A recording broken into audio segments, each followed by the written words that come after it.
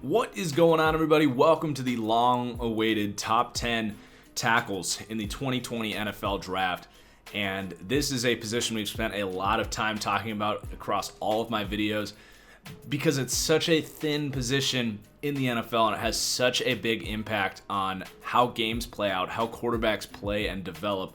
Buying that time for these quarterbacks, for these offenses, in addition to their ability to run block, is such a big deal. And there aren't a lot of good tackles in the NFL right now, but I will say this class is special. I tweeted about this. There are 9 tackles in this class that I think you could easily make a case for being first-round picks in last year's class. So if all of these guys hit, or if 7 of these 9 guys hit, it could actually change the landscape of the supply and demand of the position a little bit. 9 new starters in the league potentially would be pretty crazy coming in as rookies. So really excited to talk about this class. Please do hit that like button down below if you enjoy my draft content. Also check out my Patreon. You can get the full TFG draft insider package where you'll get access to my draft board, exclusive film breakdowns. I've got film breakdowns up there of 2 of the top guys right now, Mekhi, Becton, and Andrew Thomas. So definitely check that out if you're interested. All right, let's hop in here with my number 1 tackle on the board, and I think he is one of the most consistently, he is the most consistently disrespected player in this entire class, and that is Andrew Thomas. I, for the life of me, cannot figure out why people don't love this guy. I was listening to Kuiper and McShay's podcast the other day, and McShay was like, yeah, I like Andrew Thomas. He's a late first round. What? Late first round? Andrew Thomas is probably the best offensive tackle prospect to come out since Ronnie Stanley. He's outstanding to me. Some things to clean up with his footwork, I'll give you that. But listen to me, Georgia was a weird offense, a power run game with a ton of play action and screens. They didn't ask him to have a ton of traditional 5-step dropbacks, which you could take and use that against him, which I think a lot of people are. But what I really think is going on with Andrew Thomas is he's been this golden boy at offensive tackle, coming in as one of the top tackle prospects. He's been there at Georgia, starting for 3 years, just kicking ass, taking names, doing nothing but getting better on a game-to-game basis. He's super consistent. People say he's not a great athlete. What, because he ran a 5.22? You're really going to look at that? One of the best shuttle times, 3-cone times, great broad jump, vertical, whatever. He's got very solid testing numbers, and on tape, the guy flies off the ball. He's one of the best run blockers I've ever evaluated. And as a pass blocker, he's got super quick feet, super long arms, understands his positioning, will flush guys out when he needs to, but he can handle power and has a low base as well. Yes, he needs to improve his kick slide, but I'm telling you, this guy will do it. And it's not like any tackle prospect is anywhere close to perfect. All these guys have got to work at their craft and get better at the next level. So I love Andrew Thomas. He is my number 1 tackle. I think he is the most hated on player in this class, and I just don't get it. All right, now, talking up Andrew Thomas does not by any stretch of the imagination mean that I don't like Jedrick Wills, who is my number 2 tackle. Now, people say Wills is actually the better athlete than Andrew Thomas. Well, when I watch them play, I actually think Thomas fires off the ball better, has quicker feet. Jedrick Wills, to me, can be a little heavy-footed. And I think there's a better chance that he struggles with speed at the next level. I think both will be excellent against power as pass protectors. Also an excellent run blocker, Jedrick Wills. Can climb to that second level with ease. He's going to be a coach's dream on things like outside zones and screens. I just think as a pass protector, he's not quite as far ahead as Andrew Thomas. We talked about Andrew Thomas's kick slides and, kind of cleaning up that footwork for Thomas. One thing I do see with Thomas that I don't see with Wills is really natural, smooth feet. That's why I do project that Thomas will improve those ability on, traditional 5-step, 7-step drops, those real traditional pass sets. You see more of those with Jedrick Wills. But I think you see some more heavy foot and some problem with him getting depth a little more compared to Andrew Thomas. But, you're really splitting hairs with these guys. You could rank them 1 or 2. I wouldn't call you crazy. It's the people that have Andrew Thomas as a late first-round pick and the 4th, 5th best tackle in this class that I literally just don't understand it at all. So love those top 2 guys. And then we got another elite prospect here from a historical standpoint, and that's Tristan Wirfs. All three of these guys are superb tackle prospects. Definitely, probably top 5 tackle prospects in the last 5 years. 3 of them in this class.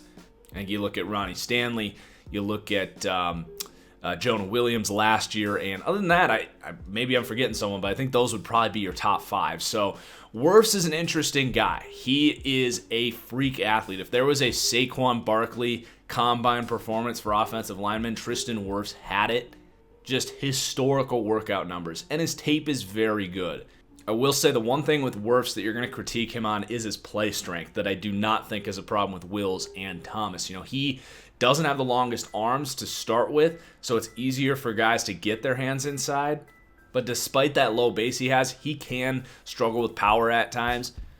You can see the natural just footwork, the ability to match people's pass rush, prepared for counter moves. Like, he definitely translates as a tackle. Some people think he could play guard at the next level. I mean, should play guard. I think he could. I think you'd be wasting your investment if you don't try him at tackle first. The dude is going to light people up on screens and outside zones. Just needs to continue to develop that technique as a pass rusher. Got to get better with his punches. And he can get caught leaning at times. But I love these top 3 guys. And then I've got a slight teardrop off. My number 4 tackle here is really going to surprise some people, and that is actually Matt Peart out of University of Connecticut, ahead of Mekhi Becton, who has just stolen the show at the Combine. We'll talk about him in a second. Peart is a very smooth athlete compared to Becton, who I think is very clunky, and he's got ideal length. His technique is really sound in pass protection and in run blocking. And what I love the most about him is he showed really nice development from year to year. Put on weight and continue to get better, both as a run blocker and as a pass blocker. I think his length and quick feet and his work ethic give him just a super high floor as a pass blocker, which I really like. If you do have a question on him, it's like play strength, the ability to hold blocks, especially in the run game, ability to generate push in the run game.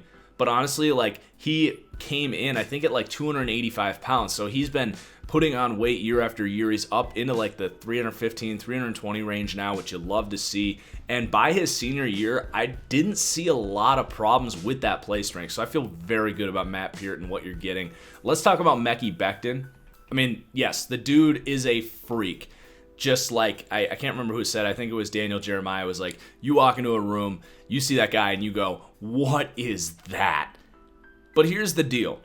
Did he run a 5'10", 40, which is like a good time for an offensive lineman at 360 pounds? Yes.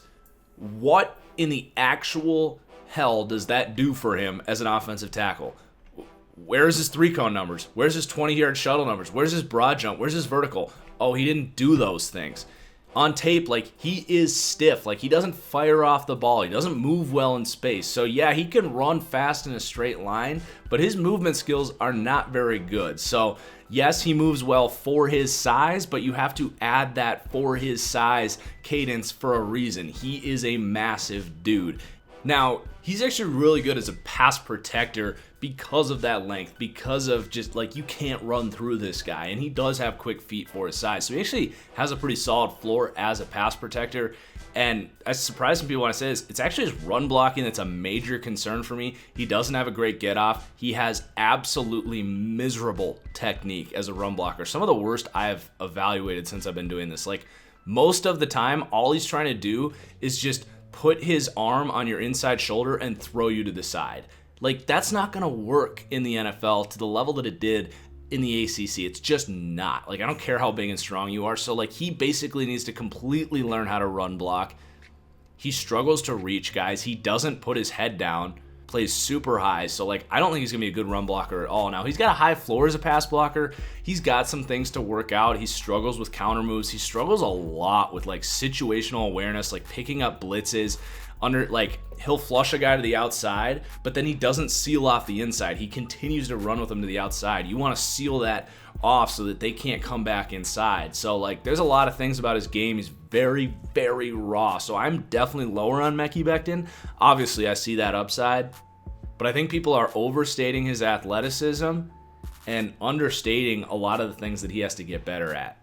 So then number 6, this guy popped to me I started kind of getting deeper into this tackle class yesterday, and this guy, especially after watching guys like Mekhi Becton, Tristan Wirfs, even Jedrick Wills, like, his pass technique is incredible, and that is Jack Driscoll. And I don't do player comps for the offensive line here, but if I did, Brian Bulaga would be the comp here for Driscoll. Just super smooth kick step, good with his punches, runs his feet with people, really matches counter moves, just a smart pass blocker, showed that yearly development. He's a good athlete. You know, if you want to applaud Mekhi Becton for running a 5'10", like this guy ran a 5'2", better broad jump, you know, definitely has the athleticism to play. Might be a little lighter, might struggle with power at times, but his technique really makes up for that. He's got a really nice base in his pass sets, and he's got a good get off in the run blocking game as well. He's not a great run blocker, but he gets the job done. So, like, I don't do a lot of player comps, but Brian Bulaga just kind of looked like him at right tackle. Then my number 7 tackle, Austin Jackson, a true junior coming out. Just inconsistency with him. He's a fine athlete, a pretty good prospect, honestly. He's growing. You could kick him into guard if need be. I've mocked him in the first round at times. I could totally see that. His good reps look really good. It's not that his technique is like terrible. He just needs to kind of learn to play with a better base. Don't lean as much. Get better with your punches. Just general development is still needed with this guy. I think it's smart, though, to get to the NFL and get that NFL coaching as opposed to returning to USC that honestly hasn't shown the best ability to develop guys in recent years.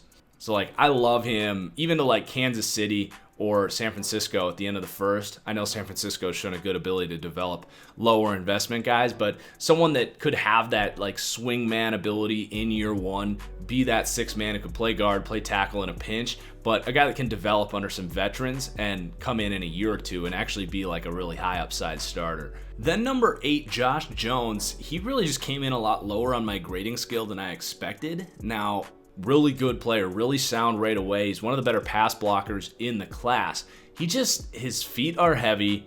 His size is so-so. His arm length is fine. Like, I feel pretty good that you're getting a low-end starting pass protector, and there's a lot of value in that. Like, if you could get that in last year's class, you're taking that in the first round. But in this class, he just gets pushed down the board.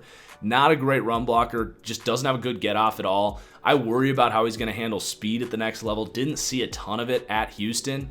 But, I mean, he's just super sound. He doesn't make mistakes. He stays in front of guys. He's got good play strength. So, really high floor, low ceiling type of prospect. I do still like him. If you grabbed him at the end of the first, wouldn't surprise me. But after watching these guys a little more, I just like the upside due to physical ability of a lot of these guys more than Josh Jones.